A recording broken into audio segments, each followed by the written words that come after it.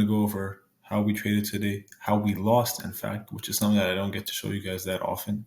So I think it's a very important thing that you guys get to see that, and how we actually meant to stay away from more trading to avoid more losses, and how we actually could have avoided this loss to actually end up making money on the day. So yeah, so today we fucked with GU, and excuse the language, but yeah, what happened on GU was pretty much we took longs on GU twice, in fact. So this is pretty much what we saw coming into the morning. On the daily time frame, GU is definitely bearish, no denying that.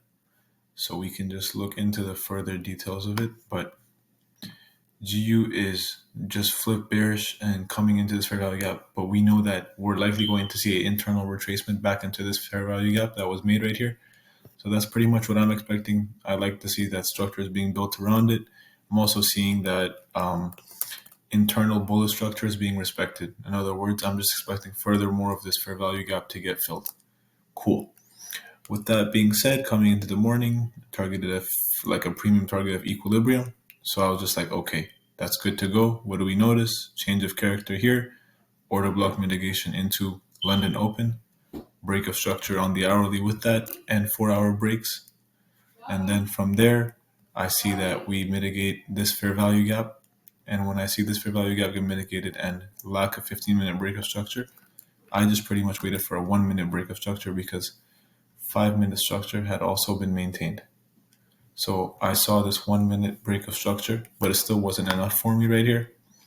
So I just observed this fair value gap get inversed, and I was like, perfect, I'm good to go here. This is where I'm happy risking money. And I targeted the London high. However, the London high was unfortunately not reached, and I should have likely targeted this interim high first and then the London high, but I wanted to make more money off the risk to reward. Bad decision making on my part. Before that, the trade that I took was pretty much on this 5-minute break of structure. I saw this fair value gap get lightly tapped and this reaction off of it, and I just took longs off of here, ultimately expecting a expansion all the way into that premium level that I had highlighted earlier before. This was pretty much the trade that I was looking for today. Didn't get it, but happens. Ultimately, we got the direction right, considering this order block was mitigated, and then we just expanded on higher. But yeah, overall, the day was spent on losses, and I pretty much followed my rule of no more than 2 losses in a day. And yeah, that's that. You guys should also be able to see this as a sign for yourselves. You don't win on every single session you trade.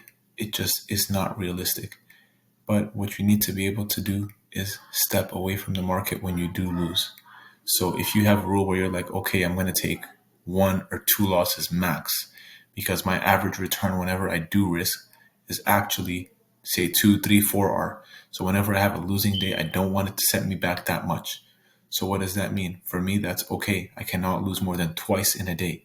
For you, it can be different. You have to analyze what your average risk to reward is, how much you make on average. For me, it's normal to make 3 or 4 on a trade. So what does that mean? I don't want to lose more than 1 or 2 of those, half of that at best. Because say on a bad day, I lose 2-3 days in a row. I want to be able to make that back relatively fast. So you have to choose what works for you and act accordingly. But do not have a non-set limit when trading. You should have a mental limit as to how much you're willing to risk at all times. Going into the day, you should always say, okay, I'm going to put up X amount of money and that's it. If I lose this amount of money, I'm going to come back another day and look for fresh opportunities because the market's not going anywhere. And you have to leave that 9-to-5 mindset that you probably took, because the way I sort of see it is because we come from a 9-to-5 mindset and we're used to having to work every day, not trading or stopping while losing money is something that we just cannot fathom. But you have to get out of that mindset. You don't even have to trade every day. You don't need to force anything. If you don't see anything, step away. Because in trading, it's not related to how many trades you take. It's related to how many winning trades you take. So don't get mistaken. So yeah, I'll see you guys in the next one. Join the Discord. It's free. I'm willing to help you guys. And yeah, follow the ground.